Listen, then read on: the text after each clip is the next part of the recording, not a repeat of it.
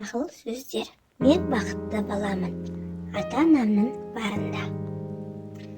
Ата-анамды мен отбасында ренжітпе. Жағымсыз мінез құлқымды жақындарына емес, басқаларға көрсет. Отбасың әрдайым сенімен бірге болады. Оларға қамқор бол. Жануар азық үшін торға түседі. Ата-ана бала үшін отқа түседі.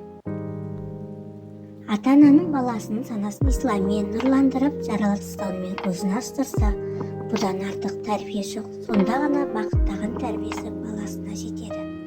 Өзіне өзі қол салғысы келген адам мына не істеу керек. Ата-ана кемді ең кіші баласы 18-ге толғанша өмір сүру шарт.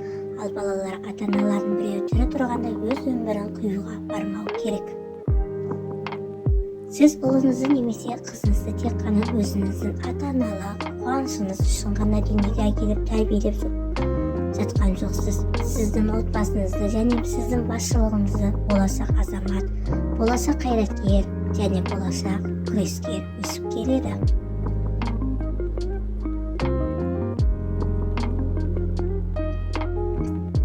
Ата-ананың тәрбиесі бала мінезінің іргетасы.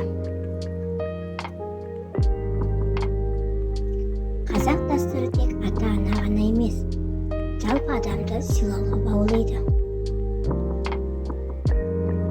Ата-ана қадірін білмеген халық қадірін біле алмас.